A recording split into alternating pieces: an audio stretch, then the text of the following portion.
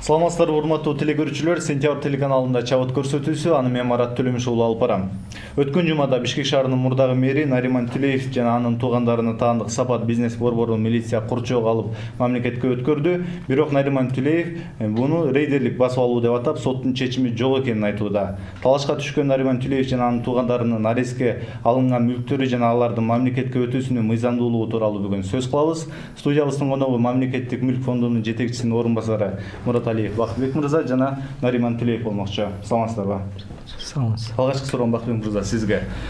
Сапат бизнес борборунун мамлекетке өтүшү элдин бүйүрүн кызытып турат. Мунун канчалык мыйзамдуу өттү жана эмне себептен, кайсы себептер менен өттү айтып берсеңиз.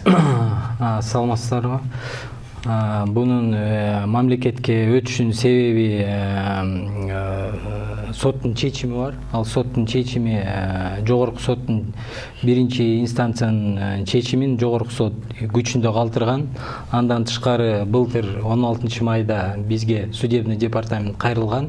Бул бир мамлекетке өтүлсүн деген бир тизме менен бизге бир мүлктөрдү өткөрүп берген. Биз фонд өзүбүздүн полномочиябызды колдонуп, анын мамлекет ошол мүлктөрдү мамлекетке каттатып, бүгүнкү күндө ошол мүлктөрдүн баары мамлекетке катталган. То есть андан тышкары биз ошол жанагы мүлктөрдү разъяснение алыш үчүн, тактоо алыш үчүн биринчи соттун чечимин чыгарган сотко кайрылганбыз. Фонд госимущества официально аяктан разъяснение алганбыз, что ушул мүлктөрдүн баары мамлекетке өтүш керек деген. Ошондон бүгүнкү күндө бизде баягы мамлекетке өтүү процесси жүрүп жатат. Рахмат. Нариман мырза, ошол эле кезде сиз соттун чечими жок экендигин, муну рейдерлик басып алуу деп атадыңыз. Азыр Бакыт айтып атпайбы? Биринчи инстанцияда соттун чечими деп, соттун чечими деп атат да. Мынакей мына мен алдымда соттун чечими турат. Мана акыркысын көрсөтүп коеюн, жогорку соттун чечими турат. Мынакей ушул жерде Бакыт мага көрсөтүп берсин. Кайсы жеринде ушул мүлк мамлекетке конфискация болушун деген көрсөтүп берсин, ушул жерде бар деп. Анан мына жерде мен ошол эле лингвистический экспертиза ушул соттун, Верховный соттун чечимин Москвада жасап келдик. Бул жерде актан кара жазылып турат. Бул жерде андай чечим жок деп. Мынакей эгерде Бакыт мырза ушул жерде мага көрсөтүп берип койсун, соттун чечиминде ушул жерде жазылып турат десе, мен мына Нариман Тилеев болбой калайын. Мен үй бүлөмдү керек болсо энемди, атамды көрүнөн касып мамлекеттен чыгып кетем. Эгерде соттун чечими бар болсо. Жооп бер. Сиздер соттун чечимине калдык. Бул Нариман Ташполотович көрсөтүп аткан соттун чечими бул жогорку соттун чечими. Жогорку соттун чечими бул биринчи соттун чечимин күчүндө калтырат. Бул Хорошо, мына райондук деле берейин. Мүлктөрдүн бүт перечини биринчи жогорку соттун чечиминде болот. Андан тышкары могу сиз жана айтып аткан Россиядан алган лингвистика, биз ал боюнча да биздин юридикалык башкарма менен изилдөө жүргүзгөнбүз. Бул бизге бул рекомендательный характер берген. Тоже мындай жазылганда, конкретика тоже жок немеңиздечи, лингвистическийдечи. Анан биз андан тышкары мен айтып атпаймынбы, биз жанагы соттун разъяснение алдык. Нариман Ташполотович бизге жазгандан тышкары действительно ушул имуществолор конфискация алынабы дегенде, ооба деп разъяснение жазып, мен просто жогорку кеңештен шашып атып ошо материалдарды албай калыптырмын. Бирок мен силерге алардын баарын тастыктап кетүүчү жагдай бул соттун чечиминде мүлк конфискацияланабы же арестке гана койгонбу? Бул чечимде конфискациялансын. Жок, көрсөтүп койсун мына Бакыт айланайын. Жок, мен мындайда мен баарыңарга эле жазып атам. Ай бир көрсөтүп койгулачы, ай. Элге айтып атасыңар силерчи, коомчулукка айтып атасыңар. Конфискация деп мына бул жерде жазылып турат, мына эң башында, мына перечинде. Мынакей арест наложен на имущество Тилеева, а также его близкого родственника зарегистрированных мына виде деп туруп мына кетти. Турабы? Кетти. Кана конфискация деген. Жок, андан кийин бул сиз азыр мына бул райондун чечими. Биринчи чечимде бул жанагы. Так, 29 ушул чечимге биз разъяснение алдык. Жок, сен мына соттун чечими деп атпайсың. Мен коет разъяснение боюнча мен дагы жооп берем. Мына жерде мага көрсөтүп кой. Мен силерге бир 2 жылдан бери кат жазып атам. Мага муну чечимдин приговорунун эмесин көрсөтүп койгула, конфискация деген мынакей турат. Көрсөтүп койгула. Болду, мен өзүм өткөрүп берем дегем. Бирок тилекке каршы бир катка жооп берген жоксуңарбы? Силер эмне деп атасыңар? Булардын жообу мындай. Соттун чечими чыкты, ошону аткарып атабыз дейт. Анан муну айтып атпайбы? Разинсия деп. Булар разинсия эмес. Булар Ленинский сотко кайрылыш керектер. Ленинский сот токтом кылып бериш керек болчу. Ленинский сот кайрылды. Муну кандай кылып бересиңер десе, Ленинский сот бүт баары эчтеке жаңылык кошкон жок. Ленинский сот жазып атат. Бүт баары Ленинский соттун чечиминде турат. Көзүңөрдү атып карап алла деп. Ошондой кагаз алдыңар. Ал кагаз менде деле турат. Ошон үчүн коомчулукту мындай туура түшүндүргүлө. Эч качан бул азыр конфискацияланып мамлекетке өтүп жаткан мүлктөр кимге таандык болгон? Эми бул мына кызык, бул бомба ушерден. Бул мынуреки Бакыт жанагыреки мүлк фондунун жетекчилери жанагы азыр Казаков, андан тышкары жанагы Ибраимов, жана Рустам деген ГР судебный департаменттин директору. Булар карап атканда ошол карабайсыңарбы? Бул мүлк, мынакей мүлк. Бул атама кайрат. Бул балдарыма да эмес, жакындарыма да эмес, бир туугандарыма да эмес. Бул мүлк 2006-жылы, мисалы, мынакей, мисалы, атама мына караван деп туруп, караванга карайт да, болчу. Караван, мисалы, караван 2006-жылы салынган. Мына Сапат центр 2006-жылы баштап 2008-жылы бүткөн. Мынакей каравандын документи турат. Бул жерде жалгыз Тулеев Ташболот деген ээси. Мисалы, Тулеев Ташболот, эми Тулеев Ташболоттун өлгөнүн мен силерге көрсөтүп коем. Тулеев Ташболот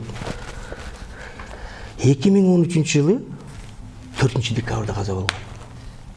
Өлүп калды байкуш. Каза болду. Булар мына ушул жерде кызыктуу бар, ушул жерде булар Верховный соттун токтомуна токтоп атат азырчы. Жогорку соттун токтому 2015-жылы. Кантип сот өлүп калган адамдын оокатын конфискация. Бул бир закондо жок. Бул бир кайсы мыйзам, конституция, УПК, уголовный, бул адамгерчиликке жатпайт. Өлүп калган адамды, мисалы, оокатын алган. Мисалычы, сот чечим чыгарып атканда биз айтканбыз. Акмактар, муну адам өлүп калды, токтогула десек, уруп салсын да. Биринчисин карабай, экинчисин карабай, үчүнчүсүн карабай, баарын уруп салды мисалы. Анан эми буларга таштап койду. Булар жана Ибраимовдер болуп, булар аныкташ керек болчу да. Муну конфискация деген жок экен. Муну аксакал өлүп калыптыр. Муну булар кайра бериш керек болчу. Муну өлүп калыптыр. Ол өлүп калган адамдын оокатын кантип алабыз биз деп. Өлүп калган адамды, мисалы, булар 21-апрелде ошол жайына киришти булар. Фонд госимущества, мүлкү, финполиция, судебный департамент, анан жана МВДнын сотрудниктери өлүп жаткан байкуштун 4 жыл мурун өлгөн адамдын жайына кирип, жанагыреки байкуш жаткан адамды жөн жаткырбай, өлүп жаткан байкушту жөн жаткырбай, жана кепин суруп чыгышты. 12 метр кепин суруп чыкты. Мен айтып коем, Бакыт алтыным. Али эрте, али дагы кеч эмес. Жана сиздерди кыйнап аткан чоңдоруңарга көрсөтүп, муну өлүп калган адамдын оокатын алып турубуз. Мына 2013-жылкы 4-декабрда каза болуптур бул киши. Мынакей справкасы. Кокуй, муну токтотпосок шерменде болобуз. Өлүп калган адамдыкын арбак урат бербесиңер. Муну орекини эми мына силерге мына жерде мен ушуга чейин айткан эмесмин. Ушуга чейин мен жашырып койчу буларды эми булар бир эми жамандыкка барбайт десем, силер токтобой эле кетип баратасыңар. Эми мына мен бүгүн айла жок айтып атам. Бүгүн Facebooктан да айттым. Булар туура эмес кылды. Булар өлүп жаткан адамдын жанагыреки кепин алып алышты. 12 метр кепинин буларга азыр сууруп алышты. Эми кеч эмес, кайра бергиле.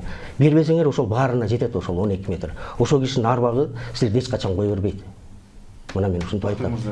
Буну баягы соттун чечими 29-июлда 13-жылы чыкканда, Верховный сот, жогорку соттуку 15-жылы чыгып, туура сиз туура айтып атасыз. Бирок жогорку сот 13-жылкы чыккан чечимди эле күчүндө эле калтырып атат. Юридикалык ошондой бул баягы өзүнүн инстанцияларын өтөт да, ошо 13-жылкы чечимди эле жогорку сот 15-жылы күчүндө калтырып атат да. Сапат бизнес борборунун мамлекетке өтүшүнүн жанагы процедурасы таңкы саат 6-да барып милициянын ээлеп алуусу, ага чейин мындай сүйлөшүп арендада отургандарды чыгарууга мүмкүн эмес беле? Жок, биз мынакей Нариман Ташполович калп айтпайттыр. Биз уже 1 жылдын ичинде, по-моему, бир калп айтпасам бир 50-ге жакын кат жаздык да. Өткөрүп бериңиз, өткөрүп бергиле, ушундай, потому что кийин биз азыр бул соттун чечимин аткарбасак, кийин биз кыйналып, то есть мамлекеттик иштеген немелер биз кыйналып калышыбыз мүмкүн, бизге ущерб илиши мүмкүн да, потому что чечим мына бүгүнкү күн чыккан, силер эмне үчүн бизде истеп кылып атасыңар депчи. Ушундай да болуп кетиши мүмкүн. Жок, мен дагы айтып коеюнчу. Албетте булар жазып өзүнүн баягы артын тазалап коркуп жазып атышты. Бирок мен буларга мына азыр мына камеранын көзүнчө мына коомчулуктун алдында дагы бир жолу айтып атпаймынбы? Мынакей приговор турат. Көрсөтүп коелочу. Булар мынурекини даже журналистке расследование кылып туруп, журналисттер да карап чыкты. Алар да тастыктап чыкты. Да, конфискация жок экен деп. Мына мен азыр дагы бакытты айтып атам, мына соттун чечими деп атат. Мына мисалы биринчи инстанциянын соттун иши кайсыл инстанциядан күчүнө кирет? Биринчиденби, экинчиденби?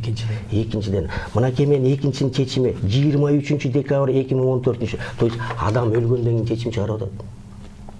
Ушуну көрүп атасыңбы? Жок, бул эми бул адам өлгөндөн кийин адам өлгөн адамдын чечим окатын бөлүп атасыңар.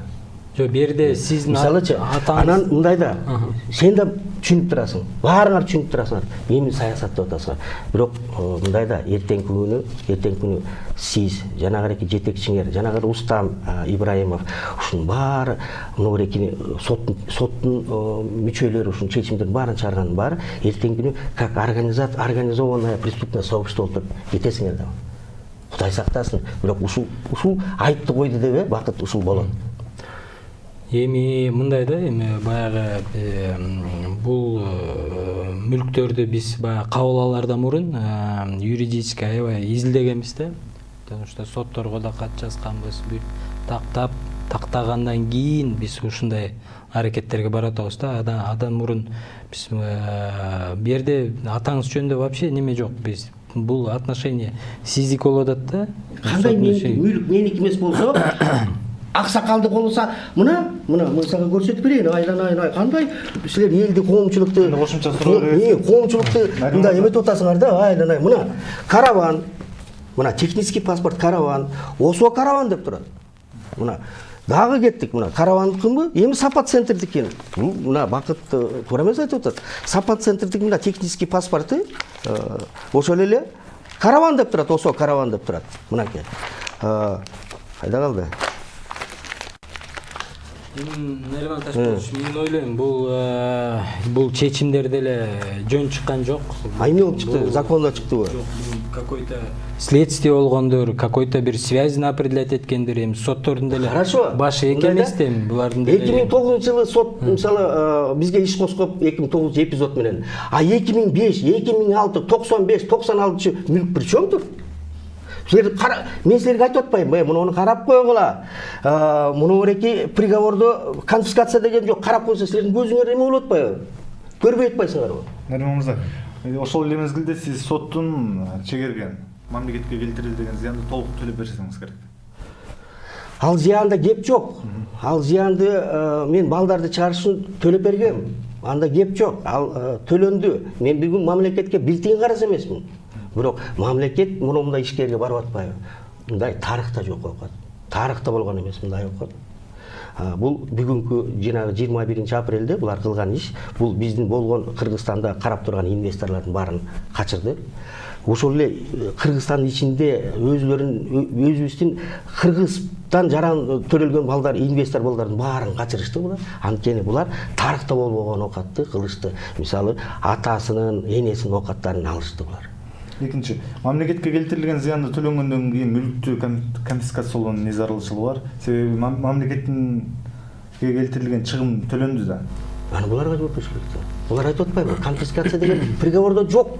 Оформить этип алышты. Буларчы? Булар мына бир статья мошенничество болот буларгачы. Анткени конфискация приговордо жок. Экинчи, жана 304 это должностное преступление. Үчүнчүсү бул организация преступного сообщества. И Төртүнчү буларга статья бул захват чужого имущества. Ошо менен бир 20-25 жыл кетет буларчы байкуштар. Чыркыраган бойдон. Мына мен азыр ушул 2017 жылы айтып коеюн. Ана кайсы күнү башталат ошондо көрөбүз. Сиз айтып атпайсызбы, жана мамлекетке төлөп берүүнүн өзү состав преступления деп коет, юридический терминдечи. Даже мамлекеттин жанагы ущерб келтирген төлөгөндөн кийин деле состав преступления болгондон кийин конфискация, если сот чечим кабыл алса, башка имуществосын конфискациялансын деп. Хорошо. Ошол сотто, мисалы, сен өзүң юристсиңби? Юристсиң, э? Ошол кайсыл уголовный процессуальный кодекс УПКда биз мисалы соттоп атканда УПК же уголовный кодекс менен и конституция, үч документ менен өтөбүз. Ошол кайсыл конституцияда, кайсыл уголовный кодексте, кайсыл УПКда, кайсыл статьяда ушул бир туугандардын, балдарын, ата энесинин оокаттарын алыш керек деген бар. Жок, возможно, биз Жок, ошого эле жооп берип коет. Барбы ошондой? Жок, андай. Жок, анда мындай деп эле ошондой барбы же жокпу деп эле кой. Эмне ал? Тиги саясат койнобой. Жок, возможно, бир следствие менен какой-то бир связьтерин соттордо бар. Жок, мисалы мен сага айтып атпаймынбы? Эпизод 2009-жылкы. Мүлк 2005, 2006, 2007, 2008 ушуга киреби же кирбейби? Кандай мен 2009-жылы, 2005-жылы ошол преступлениени 2009-жылы преступление кылып, ошол акчасын 2005-жылга сатып алгам. То есть артык да? Болобу ошондой? Жок, мен просто следствие даже не участвовал. Мен сага айтып атпаймын, мисалы, сен көрүп атпайсың мына 2006-жылкы мүлктөрдү алып атасыңар. А эпизод 2009, сен өзүң юристсиң да, жооп берип кой. Барбы ошондой жокпу? Мындай да, мунун баары силерге тиет өзүңөргө. Муну кылып аткан бар, муну таракта болгон эмес. Эми силерге тиет ушул. Нариман мырза, сиз буга чейин бул суроону бербей кое албайм. Бул өзүңүзгө карата иштин башында Данияр Нарымбаев баштаган чиновниктер турат деп айтып келдиңиз эле. Анан эми ал кызматкерлердин бүгүн жумуштан кеткенине 3 жыл аяктап баратат. Анан азыр кимден көрүп жатасыз? Эми мындай да муну бакыттан сурасак жакшыраак жооп берет. Анткени кайсы убакта кимдер мулар чыгарып алып байкуштарды пресске салып тиги деп буларды ушул жакшылап жооп берет да. Бирок албетте бул айтпайт да, бакыт коркот жумуштан айдай берет деп. Мен да бала бакыра биз жөн эле келеси болуп жүрүбүз да. Бул Нарымбаев кетсе, мунун баары закондо турат депчи. Значит, мына Нарымбаев кеткенден кийин мына бүгүнкү кылынып аткан иш ошол мисалы 21 апрелде кылынган иш бул Нарымбаев эмес, мунун артында дагы башка адамдар бар. Аны убага келгенде бакыт айтып берет. Сиздер өзүңүздөр эле аракет көрүп жатасыздарбы? Жок, өзү мындай бизде баягы госслужбада любой баягы кат түшөт, обращение түшөт, өзүнүн сроктору бар да. Например, сиз кайрылсаңыз 14 күндө биз карап туруп же да же жок, соттун решениялары түшөт, өзүнүн процедурный немелери бар да. Ошо биз, например, бул катты түшкөн катты алып столдун астына коюп кое албайбыз, там 2-3 ай жатып турсун депчи. Ар бир нерсенин өзүнүн сроктору бар. Биз азыр бул срокторду, то есть ушу азыркы сот аткаруучулардын обращениясы болгон. Биз ошо сот аткаруучулардын обращениясын основание кылып азыр ушундай. Мен бир суроом бар. Мына азыр бакыт, мисалы азыр хорошо бул мүлктөр мындай тополоң кылып атасыңар. Мен мисалы бир капаланба, мен балдарыма да айтып атам, май капаланбагылачы, мен силердин кезегинде бир тур менен чоңойгом. Аман болсоңор таап ала, наоборот, ушул кылып аткан акмактарга, ушул кылып аткан мародёрлорго наоборот өзүңөрдү заставить эт. Мындан ушул офис, мындан жагда жакшы торговый центр салгыла деп үйрөтүп атам. Бирок мен буга бир вопрос бактым да. Булар энемдин үйүндө конфискация кылып алган. Энем атамдын 2 үйү бар болчу, ошону конфискация кылган. Азыр бирөөнү беришти да. Ана мен мына бакытка суроо берем да.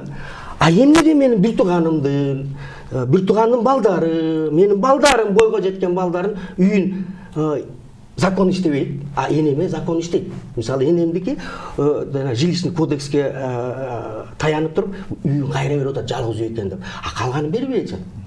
Бу кандай? Закон энеме отдельно действует этет, калгандарга карабайбы? Жок, ал боюнча да сиз кайрылсаңыз биз деле карап беребиз. Келе болду. Карап беребиз аны. Биз Оны мына жилищный кодекс менен карап бересиң. Жок, карап беребиз. Мыйзам чегинде бүт баарын карап беребиз. Карап бересиң. Мыйзам чегинде карап беребиз. Жок, бирок мына жерге айтып койгула элдин көзү. Энемдин үйү кайра кеттиби бизге? Берилип атабы кайра? Энеңиздин үйү боюнча чечим кабыл алынды. Бир үйү. А экинчи үйчү? Ал боюнча азыр менин маалыматым жок экен. Мен баягы көптө списокто кайсынысы сиздин энеңиздики, кайсынысы бир Нариман Ташполотовичтин апасынын үйү кайсыл негизде өттү кайра. Ал боюнча да судебный департамент кайта бизге кайрылуу кылды. Өзүнүн мыйзамы бар. Баягы последний үйү болсо, ошо алынбайт деген бир норма бар да. Азыр мен Койчу мына эл журтка бала бакырасыныкы бир туугандары алынбайт деп койчу акыркы үйдөн. Жок, ал өзүнүн Мындан ары көрө турган чараларыңыз кандай болот?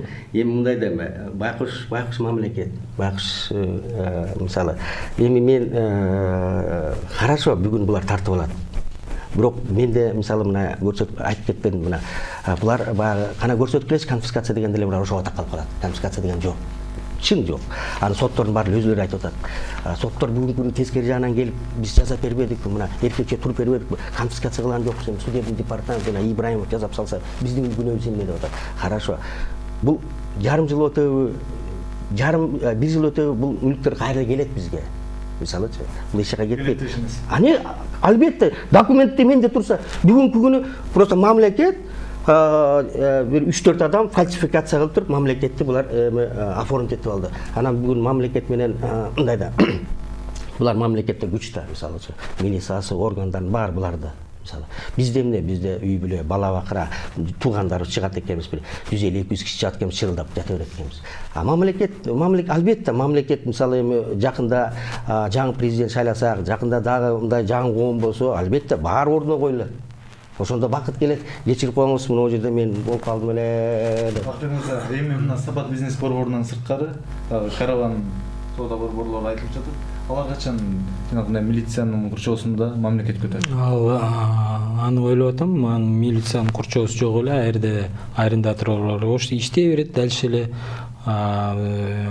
бул неме здание мамлекетке бүгүнкү күндө каттоодон өтүп бир жуманын ичинде биз аяка бир управленияны коебуз. Силер минтип коюп эле бир жуманын ичинде управление коебуз десеңер. Сапат бизнес борборундагыдай окуя ал жерде болбойт. Ал боюнча биз азыр баягы арендаторлор менен иш жүргүзүп атабыз, баягы юридический кагаздарды жазып, уведомленияларды жазып. Уже буну бир жарым жылдан көп болуп калды, каттар жазып, баягы добровольно неметип. Вроде бы аякта арендаторлор деле түшүнүп жатат. Силер ошентип койсоңар силерге өтүп кетеби? Биз бул жерде кала беребиз, силер ошентип эле кыла бересиңер, тополоң кылып. Мен силерге айтып атпаймынбы, дагы бир жолу өлгөн адамдын оокатын алып атасыңар жигиттер. Жанагы 12 метрин алып алдыңар, кайра берип койбосоңар, эртеңки күнү арба курат. Мына бакыт айтып коеюн. Менде башка силерге сөзүм жок.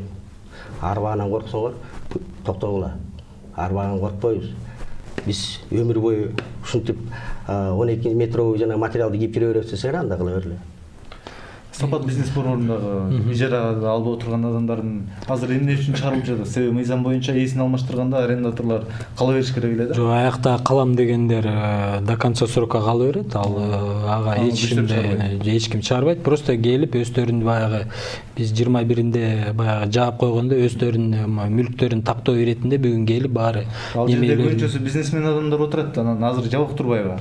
Жок, жабык эмес. Азыр биздин сотрудниктер турат, киргизип. Мындай баягы күлүп эметип койсо эле баягы мындай дагы эле коомчукка тамашалабай мындай түз сүйлөп жүрүлөт да мындай.